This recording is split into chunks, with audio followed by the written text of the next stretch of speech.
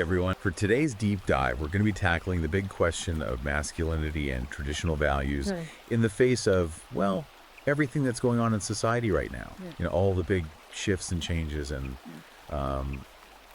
particularly, I guess, the rise of feminism. Right. And how all that's kind of impacted how we see those things. Yeah. So we're going to be looking at this this book Okay. that really digs into this whole issue and takes a pretty critical look at where we are in society today, you know, and how we kind of got to this point. I'm excited. Yeah, me too. It's a fascinating topic. Yeah, it is. And one of the things that I found really interesting about this book is it starts off by going like way, way back. Okay. Like way back to like evolutionary biology. Oh, wow. You know, Yeah. it talks about how like these traditional roles that we think about, you know, like men being providers and protectors. It's not just like some random social construct, Totally. you know, it's like ingrained in us. It's like in our DNA. So it's saying that basically, like, we're wired Yeah. to be those strong, stoic actors. Yeah, like it's deep within us. And it's interesting because that goes against a lot of what we're seeing and hearing today. Right.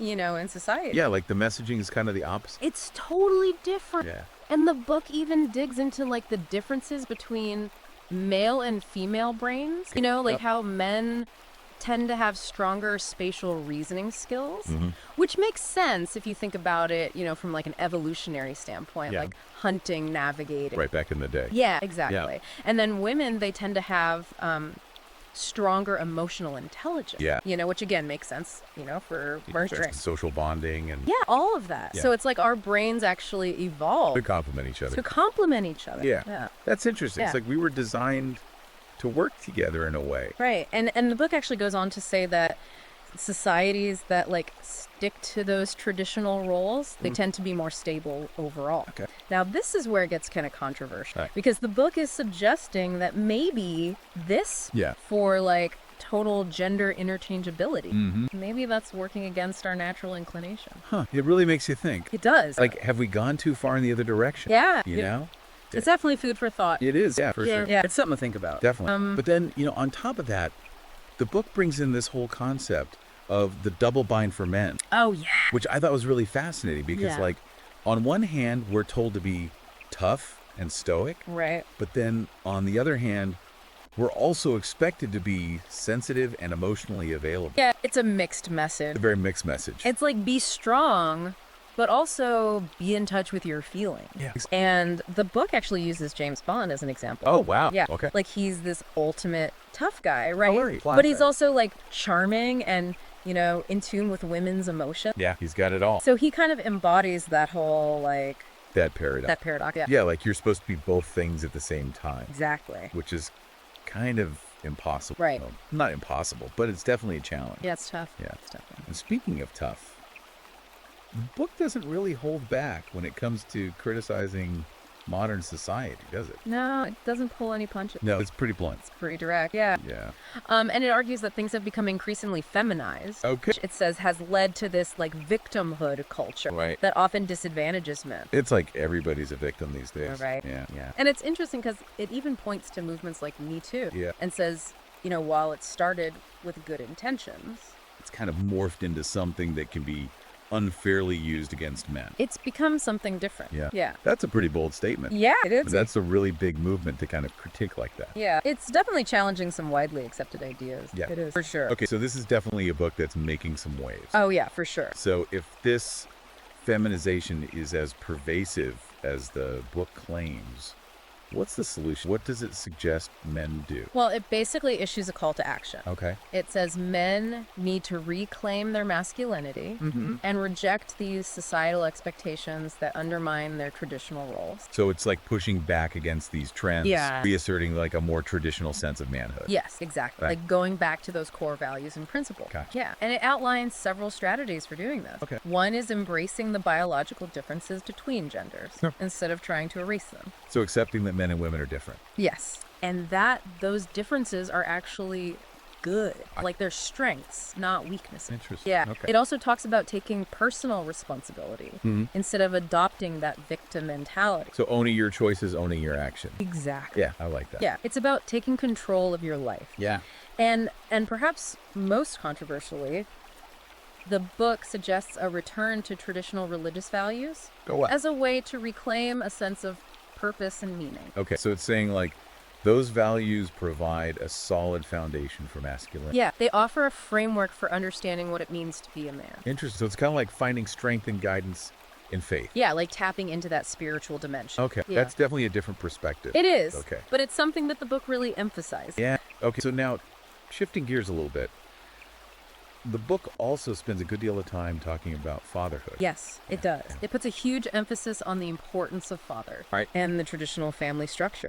And it really laments the decline of both of those things in modern society. Yeah, it seems like that's kind of a recurring theme, isn't it? It is. Yeah, It is. like the things are kind of falling apart. Right. Yeah. And it argues that, fatherly involvement is crucial Yeah. for healthy child development. Yeah, I've heard that before, but what specific benefits does it highlight? Well, it talks about how fathers often engage in a different style of play with their kids. Okay. Like it's more physical, more about pushing boundaries. Okay. And it argues that this type of play teaches kids valuable lessons Okay. about risk-taking resilience and even fairness. So like dads bring a unique element to parenting. They do. That's essential for kids to thrive. Yes, exactly. Okay. And it goes so far as to say that the traditional division of labor Yeah. with men as providers and women as nurturers, it's not just some arbitrary social construct. Okay. It claims it's actually rooted in our biology. Interesting. And that when it's embraced, it can actually lead to stronger families. So it's saying that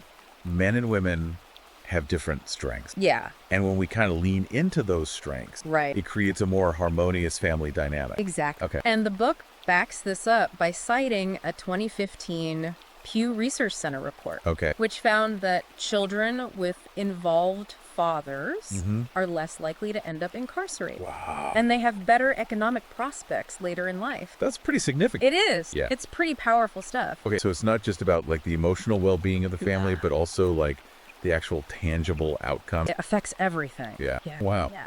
But the book doesn't stop there, does it? No. I remember it also takes aim at something it calls woke culture. Yes, you're right, it does. Yeah. It goes on to kind of frame woke culture as a direct threat Okay. to traditional masculinity. Oh, wow. Yeah. It argues that this ideology promotes this narrative of male privilege and oppression that's actually detrimental to men's mental health Okay. and societal progress as a whole. Wow, that's a pretty strong critique. It is. What specifically does it take issue with? Well, it kind of digs into the tactics that it believes woke culture uses Okay. to silence opposing viewpoints. Like what? Things like gaslighting and public shaming. Right. So like making people afraid to speak up? Yeah, exactly. okay. If you don't agree with the woke narrative, then you're basically silenced or shamed. Yeah. And it even touches upon the influence of postmodern philosophy Okay. and the development of theories like critical race theory and intersectionality, Right. framing them within its critique. So it's kind of like painting a picture of a movement that's become intolerant of any dissenting opinion. Yes, exactly. Wow. Yeah, it's a pretty bold argument. It is. And this kind of leads into the book's discussion of something it calls the masculinity crisis, specifically focusing on issues like men's mental health and the legal disadvantages men often face. Now that's a topic I'm particularly interested in. What kind of insights does the book offer on that front? Well, it argues that societal expectations for men to suppress their emotions and tough it out are contributing to higher rates of suicide and substance abuse among men. Yeah, if you bottle everything up, it's bound to have negative consequences. Right. Exactly. Wow. It's not healthy to keep everything inside. No. And the book doesn't let the media off the hook either. Okay. It criticizes the way men are often portrayed, Hmm. either as bumbling fools or dangerous predators. It's like we're either incompetent or we're a threat. Right. Yeah. And it argues that this feeds into negative self-image and societal bias. So it's like a self-fulfilling prophecy almost. Yeah, it's like if that's all you see, Right. that's how you start to see yourself. Yeah, and how society sees you. Exactly. That's a problem. Yeah, it's a big problem. So the book is saying that these portrayals actually contribute to the very problems men are facing. Yes. Wow. Yeah, it's pretty deep. Yeah, it is. It's pretty profound. It's a lot to unpack. It is. It sounds like this book is offering a pretty critical and maybe even controversial take. Oh, it's definitely controversial, Yeah. but it's also thought-provoking. Right. You know, it makes you think. It does, yeah. It challenges your assumption. It does, yeah, for sure. Yeah. Well, I'm definitely hooked. I can't wait to hear more about the solutions and strategies the book proposes. Yeah, we're just getting started. This has been a really eye-opening conversation so far. I agree. I think it's going to be a really interesting deep dive. Yeah, I'm excited to see where it goes. Me too. All right, well, let's keep exploring. Sounds good. So we've been talking about some pretty heavy stuff, you know, the state of masculinity these days, but the book doesn't just leave us with a bleak diagnosis. It actually offers some remedy, some solution. Okay, I'm interested to hear what those are, because it's one thing to point out the problem, Right. but it's another thing to actually offer ways to fix them. Exactly. So what does it suggest? What can men actually do to reclaim their masculinity? Well, one of the most interesting and maybe even controversial arguments it makes is that we need to rethink this whole idea of gender equality. Well, hold on. Yeah, That's a pretty radical statement, isn't it? it is. I mean, isn't equality something we should be striving for? That's what we're always told, but the book challenges that assumption. Okay. It goes back to evolutionary biology and psychology, Right. and argues that men and women are fundamentally different, not just socially conditioned, but wired different. Okay, so it's saying it's not just nurture, it's nature too. Exactly. And it's not saying that one is better than the other, but that these differences shouldn't be seen as a source of inequality, but as something to be recognized and even celebrated. Okay, so instead of trying to make everyone the same, We should embrace the differences. exactly. And it suggests that trying to force men and women into these identical roles actually goes against our nature. Like trying to fit a square peg into a round hole. Exactly. But if we accept these differences, then how does that translate to a functioning society? That's a great question. Especially when it comes to relationships. Yeah, and the book really gets into this idea of a covert contract in relationship. The covert contract. Yeah. That sounds a little ominous. It is a bit. What does that mean? Well, it's basically saying that despite what we might think, Okay. relationships, especially marriage, they're often structured in ways that disadvantage men. Really? Yeah, even if it's not obvious at first. What kind of ways? Well, it points to things like divorce laws, Okay. which it says often favor women. Right. I've heard that argument before. Yeah, it's a common one. But isn't that meant to protect women who may have sacrificed their careers to raise children? Yeah, that's the traditional rationale. Right. And there are definitely cases where that's true. Right. But the book argues that these laws are often applied too broadly. Yeah. Even when both partners have equal earning potential.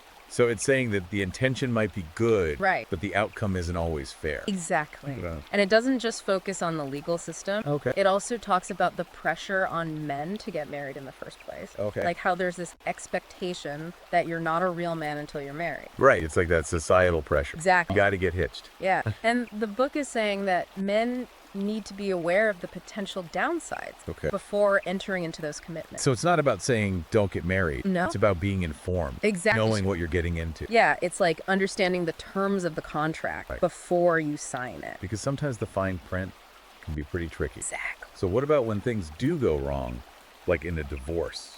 Well, the book goes on to argue that men often bear the brunt of the financial burden in divorces, even when both partners worked and contributed equally. Right. It talks about alimony, child support, the division of assets, Right. and suggests that these things often end up favoring women. So again, it's saying even if the intention is to be fair, the outcome isn't always equitable.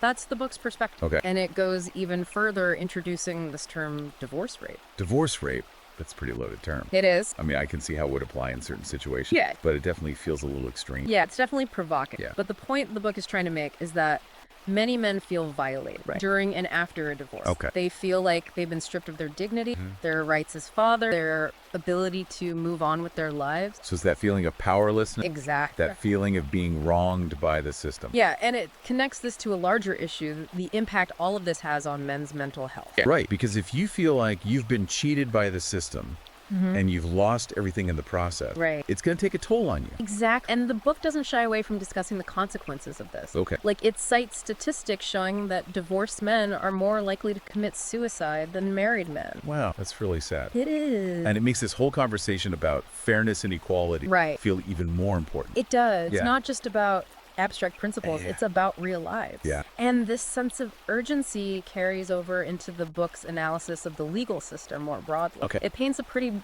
bleak picture, arguing that the legal system is inherently biased against men. So it's not just about divorce. No. It's about a systemic bias. Exactly. It plays out in various legal arenas. Right, and it uses statistics to back up its claim. Okay. For example, pointing out that fathers make up only about 17% of custodial parents. That's a pretty big gap. It is. But couldn't that be attributed to factors other than gender bias? Yeah. Like mothers being more likely to be the primary caregiver. That's a valid point. Okay. But the book argues that even when you take those factors into account, there's still evidence of a bias that favors mother. Interesting. Yeah, and it extends this argument to other areas of family law.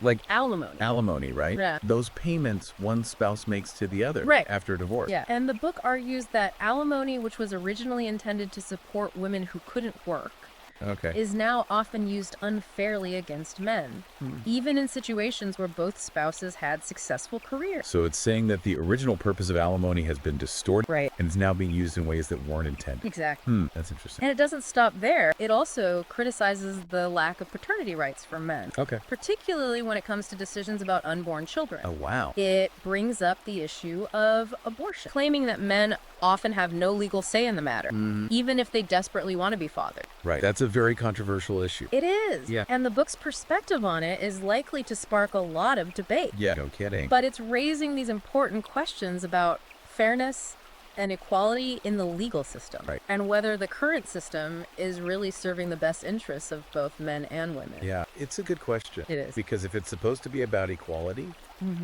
then shouldn't both parents have a say? Exactly. It's a tough one. It is. So it seems like the book is advocating for a major reassessment It is. of how we approach gender and relationship within the legal framework. Yeah, like a complete overhaul of the system. Wow. Okay. So it's not just about tweaking things here and there. Yeah. It's about like a fundamental shift. It's about a paradigm shift. Wow. Okay. Yeah. But it doesn't just point out the problems, right? No, it doesn't. It offers solutions as well. It does. Okay. What kind of solutions? Well, one of the key suggestions is that men need to become more aware of their legal rights.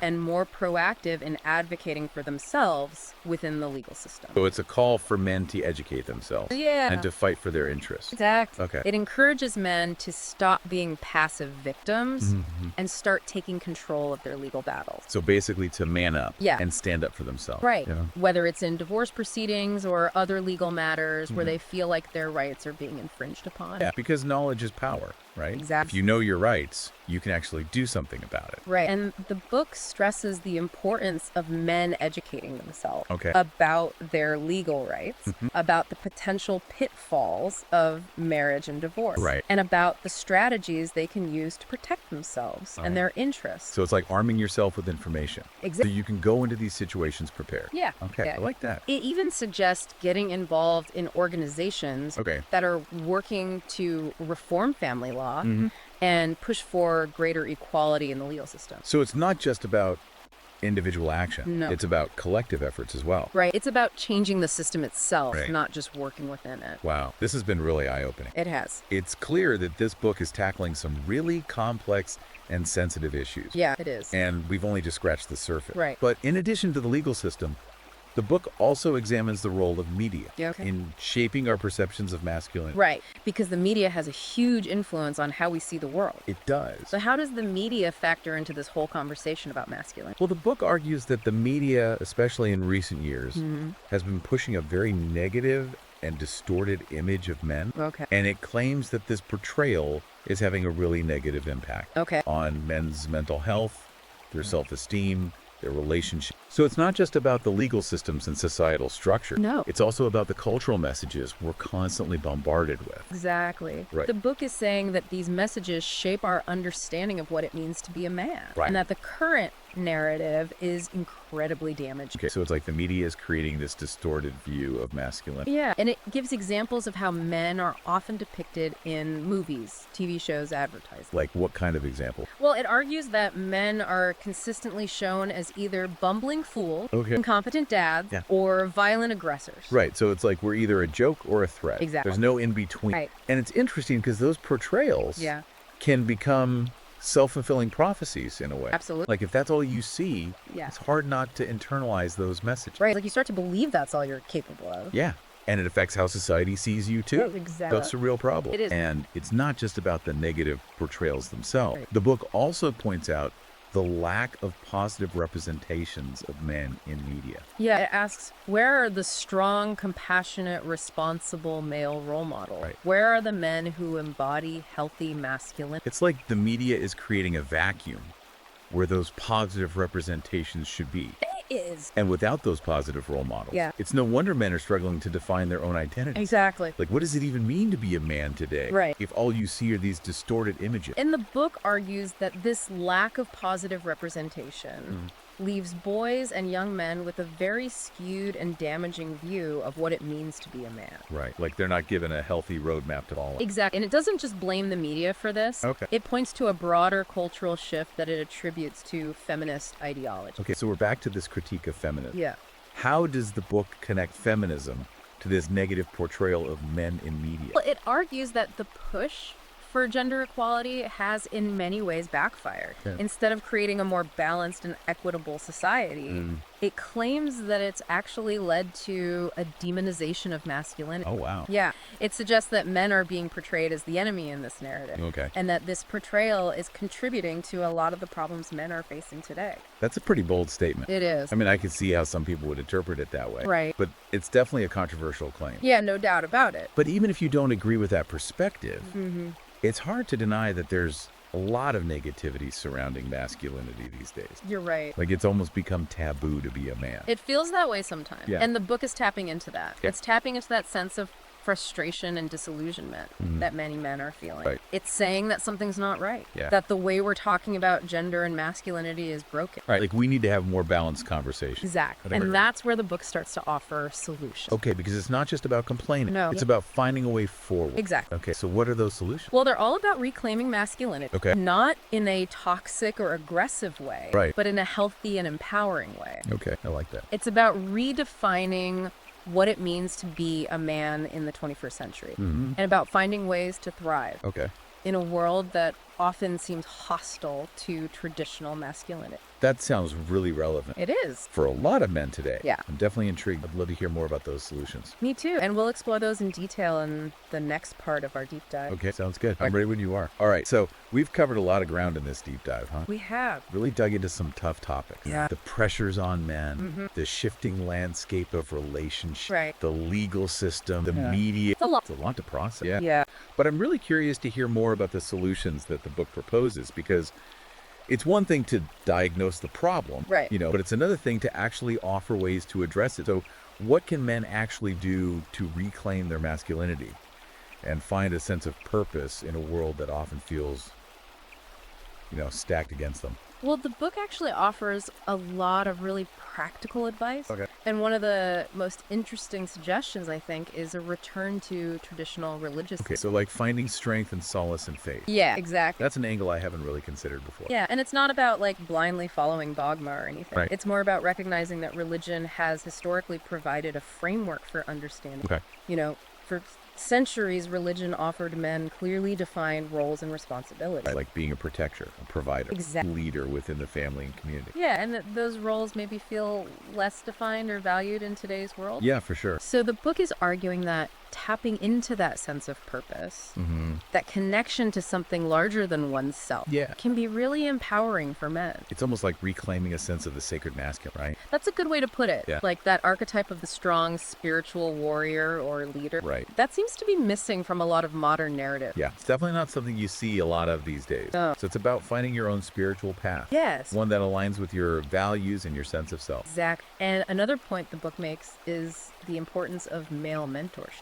Oh, yeah. Like having older, more experienced men to guide you, Right. to show you the ropes, Exactly. especially when you're young and trying to figure things out. Especially then. Yeah, It's like that saying, it takes a village to raise a child. Right. Well, it takes a tribe of men to raise a man. yeah, that's a good one. Right. Yeah, the book really emphasizes the importance of brotherhood, men supporting each other. Sharing wisdom, holding each other accountable. It's that sense of camaraderie and shared purpose, right? Right. That can be really powerful. It is. And speaking of accountability, the book really stresses the importance of personal responsibility, Oh, yeah. Big time. owning your choices and your actions. Exactly. Not like blaming others for your problems. It's about taking control of your life. So shifting from a victim mentality to a more empowered mindset. I like that. It's about recognizing that while you can't control everything that happens to you, Right. you can choose how you respond. Yeah. And you can choose to make positive changes in your life. That's a powerful message. It is. It's about taking ownership of your own destiny. Yeah, and a big part of that is rejecting the victim mentality. Right. That's so prevalent these days.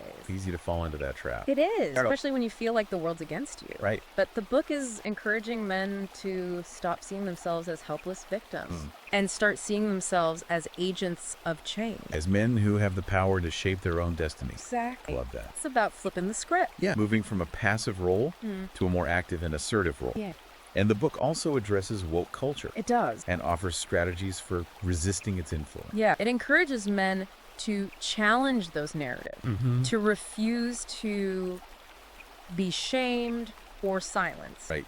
To stand up for what they believe in, even when it's unpopular. Even then, yeah. So it's about having the courage to speak your truth. It is. And it goes beyond just resist. Right. The book also encourages men to create their own space, Yes. their own communities, where they can connect with other like-minded men, Yeah. share their experiences, Right. support each other, Exactly. and reclaiming their masculinity. It's about building a counterculture. Yeah, like a brotherhood Yeah, like a tribe. where men can be men without Yeah. judgment. Wow. I mean, this is really inspiring stuff. It is. It's not just about complaining about the problem. No. It's about actually finding solutions. Yeah, it's about taking action. Yeah. And it gives me hope now Me too. that things can change, They can. that men can reclaim their rightful place in the world. Absolutely. I've got to say, this deep dive has been incredibly insightful. I agree. It's given me a lot to think about, and I'm sure our listeners feel the same way. I hope so. And if anyone out there wants to explore these ideas further, I highly recommend checking out the full book. Yes, definitely. You can find it on Amazon Kindle and Google Play Books. Right. It's definitely worth a read for anyone who's interested in understanding the challenges and opportunities